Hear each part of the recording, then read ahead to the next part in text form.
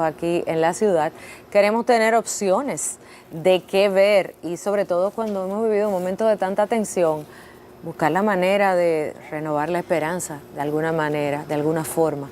Le damos las gracias a Félix Manuel Lora, quien es nuestro experto residente, sí, para que nos dé las recomendaciones del lugar. Gracias y bienvenido. Gracias a ti, Yolanda y Ezequiel. Félix, es jueves, pero yo no sé si este jueves hay cambio de cartelera. Sí, hay cambio de cartelera. Lo que pasa es que es como una cartelera residual que se posiciona. Sí, se mantienen los lunes clásicos y el pasado fue Ben-Hur.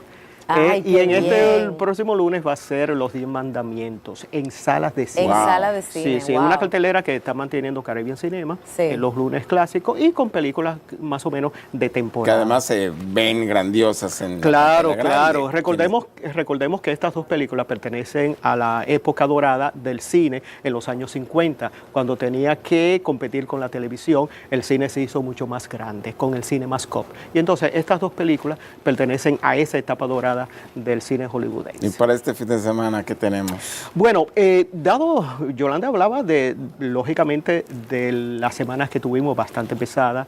Esta es una semana de reflexión, y no digo por cliché, es una semana que tiene que ser de reflexión en este caso.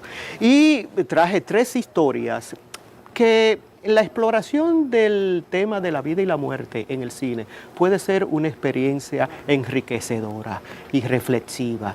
Y en este caso yo traigo tres historias que pueden verse inclusive en Netflix, en diferentes plataformas. La primera es Belleza Desconocida, con Will Smith. Es la historia de un publicista que tiene un evento trágico en su vida y sus compañeros hacen una especie de terapia para que él pueda drenar todo ese dolor. Pero esa terapia sirve para todo el grupo. Cada quien se va involucrando en ese tipo de ver la vida de otra manera, de cómo el dolor puede fluir y ver nuevas perspectivas dentro de su propia cotidianidad. Will Smith, quizá la película sea un poco manipuladora, en el sentido de buscar esa emoción desde el público, todo eso, pero en términos generales la película tiene ese sentido de ver la vida con un sentido filosófico. Perdón, un poco como The Breakfast Club, pero para adultos. Exactamente, casi eso. Sí, es una peliculita que puede ser, pero si tú la ves de esa manera y te puede dar algunas lecciones, por eso digo que el cine también puede ser una experiencia enriquecedora en ese sentido. ¿Calificación? ¿Calificación? 3 puntos. Y la podemos ver en Netflix y en diferentes plataformas, porque ya son películas que han pasado por cartelera y ya están dispuestas en esas plataformas. La segunda opción es El Árbol de la Vida. Recordemos aquella protagonizada por Brad Pitt. Claro. Es Terrence Malick, que es un director que hace una película cada 10 años. Premiado en Cannes. Premiada en Cannes y todo eso. Fíjense cómo la filosofía y cómo el tema del existencialismo se coloca dentro de una película que habla de cómo los legados familiares pueden repercutir en tu adultez. Sean Penn, que es ya el adulto, y la película va trasladándose hacia el pasado, y cómo esos legados familiares, que puede ser una educación hecha con mucho amor o una educación hecha con mucha disciplina, eso puede repercutir en el futuro, tú como adulto. Por eso que el existencialismo se basa mucho en el propio individuo. ¿Cuál es la responsabilidad que tiene el propio individuo para resolver las cosas y ver la vida desde esa perspectiva? Entonces, el árbol de la vida te da ese sentido, que es también en ese tema existencialista, y tú puedes ver diferentes motivos, inclusive puede ser una autoevaluación de qué es lo que ha sido tu vida a partir de cuando tú eras niño y hoy cuando tú eres adulto. ¿Y en dónde se puede ver en ese momento? Porque salió de Netflix. Sí, también está en Netflix. Sí. Para los que dicen que no hay opciones. ¿Qué otra historia? Y la otra traigo nuevamente a Pedro Almodóvar. Ya hablamos de esta película, La habitación de al lado, que es la primera película de Almodóvar hecha en inglés y basada en una obra de Siegfried Núñez.